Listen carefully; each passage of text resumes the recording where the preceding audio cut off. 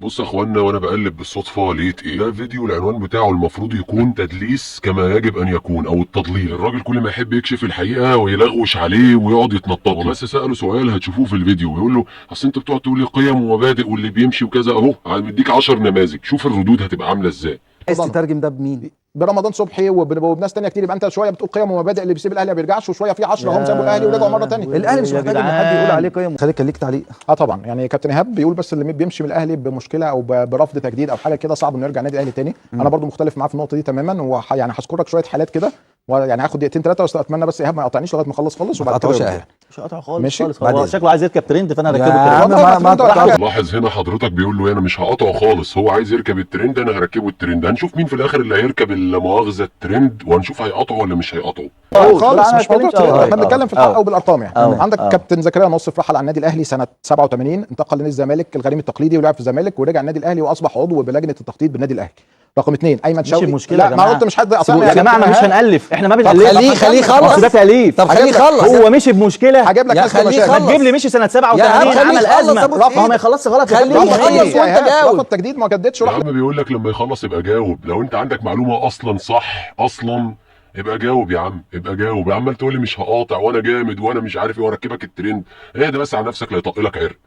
مين قال يا حبيبي خليه يخلص. خلينا اكمل. في حاجه الاهلي يستغنى عنه حاجه مش هنزور التاريخ يا جماعه. خلينا اكمل ورد. كابتن زكريا ناصف سنه 87 رفض التجديد ولا الاهلي قال له شكرا فراح الزمالك؟ طب خلينا نكمل. الاهلي قال له شكرا بس خلاص رد عليه بقى. يلا اما يخلص ارد عليه. ده اول واحد اهو. تعالى ما تردش على واحد تعالى عشان اركبك الترند. عمال تقول له اول واحد وهركبك الترند. اصبر بس، ده هو جايب لك مفاجآت ورا اتقل بكتير من اللي انت سمعته ده لسه. ده هو بس بيسخن. خلص. خليه يخلص وبعدين رد. خليه يخلص. اتفضل يا باشا. ايمن شوقي سنه 95 ساب النادي الاهلي وراح نادي الزمالك المنافس التقليدي. نفس القصه يا جماعه ماشي. ما احنا يا جماعه ما ينفعش. معلش هسيبك تتكلم بس اقول لك حاجه. ما ينفعش تحط عنوان اللي الناس رفضت الاهلي وراحت حته ثانيه وتيجي تقول لي اسماء ما رفضتش الاهلي لو رفضت يجدد لها. ساب الاهلي. خليه يكمل. رحل عن الاهلي. الاهلي اللي قال له شكرا. تمام. ايوه ما خلاص واضحه يا ايهاب. سيبه يكمل. يعني دول مش رمضان صبحي. طيب يا سيدي الفاضل يا محترم يا صاحب الكلمه والقلم اللي المفروض قلمك حر. حضرتك حسام وابراهيم انت قلت لهم شكرا برضه.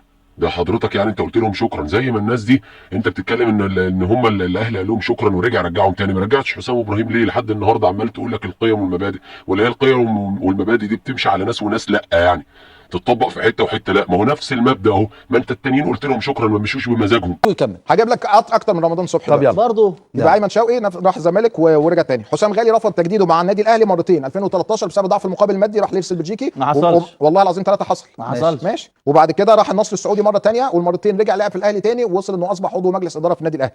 خد عندك بقى رقم 4 هو كابتن حسام البدري في مايو 2013. توقيت صعب جدا قبل نهايه الموسم والفريق بينافس على بطوله الدوري وبطوله افريقيا. ساب النادي الاهلي في نص الموسم وراح يدرب فريق اهلي طرابلس الليبي في اغسطس 2016 وراح لتدريب اهلي طرابلس الليبي. دفع الشرط الجزائي. مش فارقه بقى دفع ولا ما دفعش. ما بسالك هو ماشي في وقت حرج والاهلي محتاجه. ده المدير الفني. هو اللي مشي. ما اعرفش. هو اللي مشي ولا الاهلي؟ لا هو اللي مشي. هو اللي مشي. وراح شويه يقول له دفع الشرط الجزائي. ايه علاقه اللي بيتكلم فيه الراجل بحته دفع الشرط الجزائي؟ المهم ان هو مشي.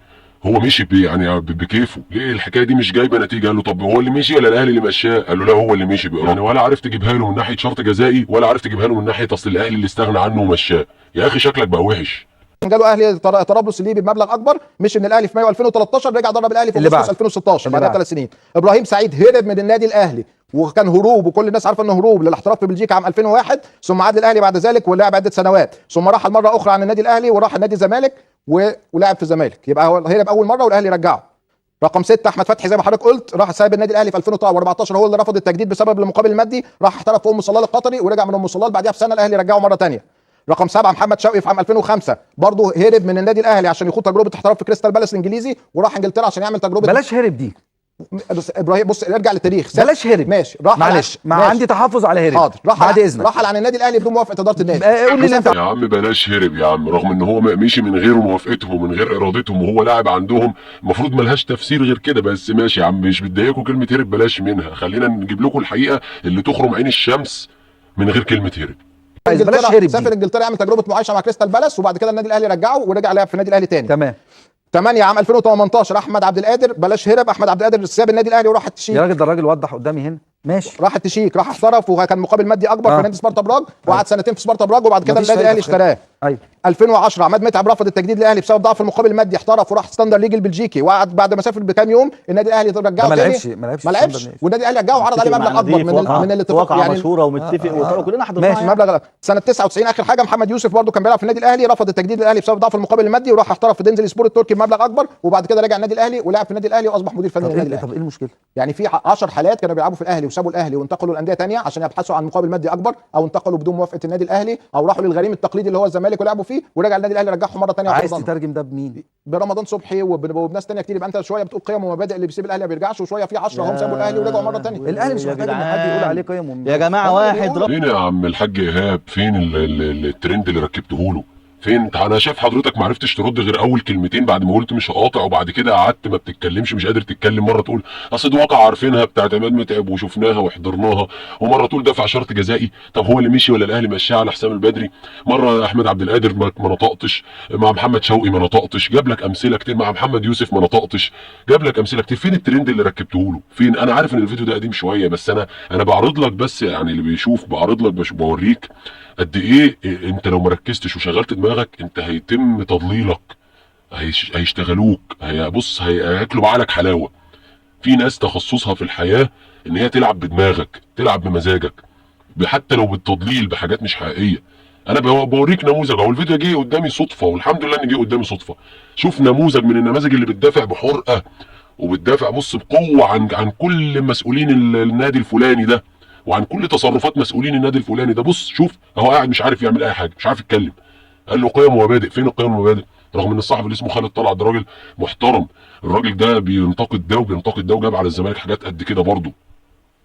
لكن انا بكلمك في حاجه اهو دلوقتي، انا على فكره ولو اتكلم على الزمالك وجاب حقائق زي كده برضه عادي، يعني اصل ده نادي طبيعي انك تغلط، طبيعي ان انت مش نادي في السماء يا عم، انت هنا على الارض وفي مصر عادي، مسؤولين بني ادمين بشر يغلطوا ويصيبوا عادي. لكن انا الجامد، انا اللي مفيش مني، انا اعظم مش عارف ايه في الكون، انا تالت مش عارف ايه، انا بنافس ريال مدريد وبرشلونه واتلتيكو مدريد وحاجات غريبه كده. اهو يا عم الحاج هي قال لك فين قيم ومبادئ، وحسام لا، اصل مش عارف فلان لا، اصل الحضري لا. اهو يا عم فين يا باشا قيمك ومبادئك؟ وفين السلطات والبابا غنوج فين؟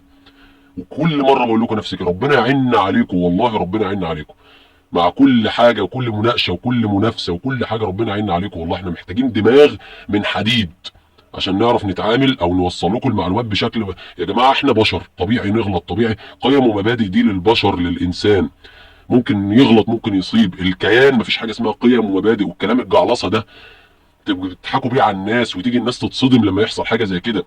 يعني انا دلوقتي لو وقفت واحد من مشجعينكم مثلا قلت له هو يا عم في اهو كذا كذا بتقولوا قيم ومبادئ، الراجل يعني يجي له زي نظام ايه تروما كده، يجي له مشكله في دماغه. فعلا والله النادي بتاعه بص عامل ازاي، وبص مشى مين وساب مين ومين اللي هرب ورجعه. انت فاهم قصدي؟ ما تعلوش سقف طموح الناس وما تعلوش التوقعات عند الناس، فتيجي تعمل الغلط على انك بشر عادي، فتبص تلاقي الراجل اتصدم، مش متوقع ان النادي يعمل كده، فيبدا يجعجع ويبدا يجعلصها ويجيب اي حاجه في اي حته تانية من اي حق، يقعد يتكلم على غيره بقى. اصل انتوا عندكم كذا، انتوا كل شويه لعيب يشتكيكوا. يا عم ما عادي، ايوه لعيب بيشتكينا، احنا بنغلط عادي، ايوه عادي نروح محكمه دوليه ومش عارف وتقصير في دفع فلوس، مفيش مشكله لان احنا بشر. ليه انت حاطط نفسك ملاك الجامد اللي ما بيغلطش؟ ليه؟ ربنا يهدينا ويهديكم.